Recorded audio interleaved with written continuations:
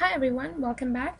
So we talked about Hierakonpolis, the most important feature being that it had the Narmer palette was found there. That indicates that it might have been a capital city at some time, at some period in time. Now let's talk about Nakada, which is the second city, which is the second settlement that is found in Upper Egypt, southern part of the Upper Egypt, where you could find hints for pre-dynastic settlements. So by the middle of the 4th millennium BC, this site was a large town that already was fully dependent on agriculture. So agriculture is obviously an important feature here. They figured that agriculture was really important. Now, Hierakonpolis and Nakada, they are the largest settlements in southern Egypt at this time. Okay, so that's all you need to know about these two things. So Hierakonpolis and Nakada, they're coming from southern parts of the Upper Egypt, and they tell us a lot about the pre-dynastic periods. Now, there's also settlements in the north and Upper Egypt. So we talked about southern parts in Upper Egypt. Now we're talking about the northern settlements in Upper Egypt. So beginning at 3650 BC, there were some large and wealthy communities like Madi and El Omari. Okay, so these communities give us some idea about the pre-dynastic settlements in northern parts of Upper Egypt. So what about Madi? Well, there's stone tools, there's pottery, there's artifacts show that people of Madi exchange products with Palestine. So what is this? This is giving us, this is telling us that they traded already, right? So these were smart people.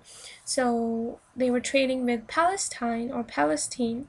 And there are also bones of donkeys that have been found. So donkeys are just again indicating that they traded, because you would use donkeys to transport stuff from one place to other. So that um, strengthens our prediction, or the archaeologists' prediction, that Mahdi may have been involved in trade, and it was in fact, I guess, involved in trade relationships with Palestine. The second site is El Umari. So this is the first one. The second site is El Umari, and in El Umari you found burials, wealthy and powerful people buried in straw mats with large stores of pots, stone tools, and other goods. So it just tells us that the idea of burying people or burying people. I was used to saying it burying when I was in India, and now I have to refer to it as burying because they say burying or burials in North America. But anyways, so these burials, they have large stores of pots, stone tools, and other goods. So this is a common feature. This is a recurring feature that you will find in the Egyptian civilization as we go through all the different periods, burying people with different items that may be needed in a second life is a common feature. The third one, which is the third and the fourth one, not so important but worth mentioning, are Minshat Abu Umar, and they have found hundreds of graves, again distinctive pottery, jars, slate palettes, and other riches. So they found all these different mummies, they found these tombs, and they have all these items of general usage. Then there is the Buto, and what they found in Buto are clay cones identical to those used in Uruk state. Ooh, so there's a similarity between the Mesopotamian civilization and Egyptian civilization. So clay cones identical to those used in Uruk state. Pretty interesting. Could have been one of the most important ports of maritime trade routes, over which vast quantities of timber, oil, wine, minerals, pottery, and other commodities passed. So again, Buto might have been involved with trade. Okay, trade through marine trade. All right.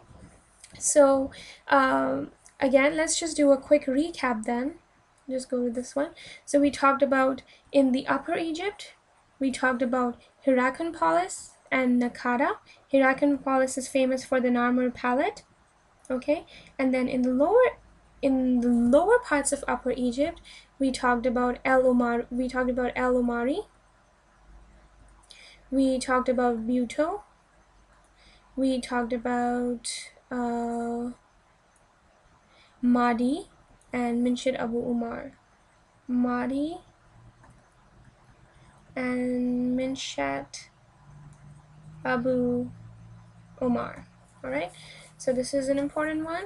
So this is kind of like a summary. I try to do this just so we keep everything together. So there's 5 seconds left. I'll see you guys in the next video.